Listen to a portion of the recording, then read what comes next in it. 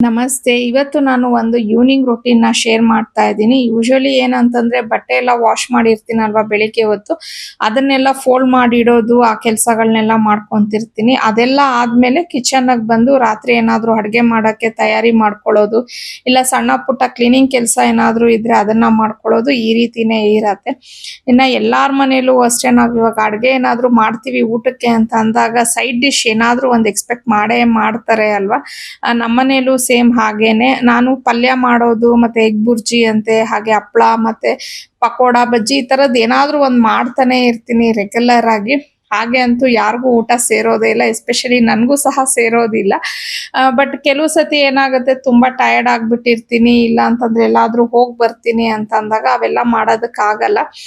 ಹಂಗಾಗಿ ನಾನೇನ್ ಮಾಡ್ತೀನಿ ಅಂದ್ರೆ ಕಡಲೆ ಬೀಜನ ರೋಸ್ಟ್ ಮಾಡಿ ಇಟ್ಬಿಡ್ತೀನಿ.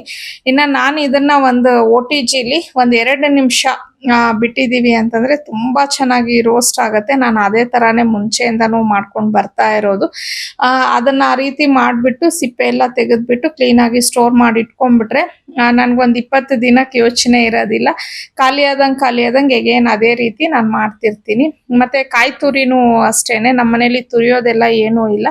ಕಟ್ ಮಾಡ್ಬಿಟ್ಟು ಬ್ಲೆಂಡರ್‌ಗೆ ಹಾಕ್ಬಿಟ್ಟು ಸ್ವಲ್ಪ ತರಿಯಾಗಿ ಅದನ್ನ ಬ್ಲೆಂಡ್ ಮಾಡ್ಕೊಂಡು ಒಂದು ಗ್ಲಾಸ್ ಕಂಟೈನರ್ ಅಲ್ಲಿ ಅದನ್ನ ಸ್ಟೋರ್ ಮಾಡ್ತೀನಿ. ಮತ್ತೆ ಇದನ್ನ ನಾವು ಫ್ರಿಡ್ಜ್ ಅಲ್ಲಿ ಇಡೋದಕ್ಕಿಂತ ಫ್ರೀಜರ್ ಅಲ್ಲಿ ಇಟ್ಟಾಗ ತೆಂಗಿನಕಾಯಿ ಹಾಳಾಗೋದಿಲ್ಲ, ಮತ್ತೆ ಆ ಕಾಯಿ ತುರಿನೂ ಅಷ್ಟೇ ಆಲ್ಮೋಸ್ಟ್ ನಿಮ್ಗೆ 1 ತಿಂಗಳಾದ್ರೂ ಫ್ರೆಶ್ ಆಗಿ ಹಾಗೆ ಇರತ್ತೆ.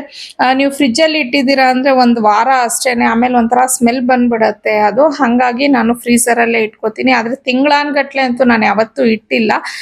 ನನ್ಗೆ ಈಗ ಪೂಜೆಗೆಲ್ಲ ಏನಾದ್ರೂ ಕಾಯಿ ಹೊಡೆದಿದ್ರೆ ಒಂದ್ 2-3 ಇದ್ದಾಗ ಸ್ಟೋರ್ ಮಾಡ್ಕೊಂತೀನಿ. ಇಲ್ಲ ಅಂತಂದ್ರೆ ಒಂದೊಂದೇ ಕಾಯಿನ ಹೊಡೆದು ನಾನು ಸ್ಟೋರ್ ಮಾಡ್ಕೊಂತಿರ್ತೀನಿ. ಈ ಚಟ್ನಿ ಎಲ್ಲ ಮಾಡುವಾಗ, ಅಡ್ಗೆ ಮಾಡುವಾಗ ಬೇಗನೆ ನನ್ಗೆ ಇದು ಹೆಲ್ಪ್‌ಫುಲ್ ಆಗತ್ತೆ. ಹಂಗಾಗಿ ಈ ರೀತಿ ಮಾಡ್ಕೊಂತೀನಿ.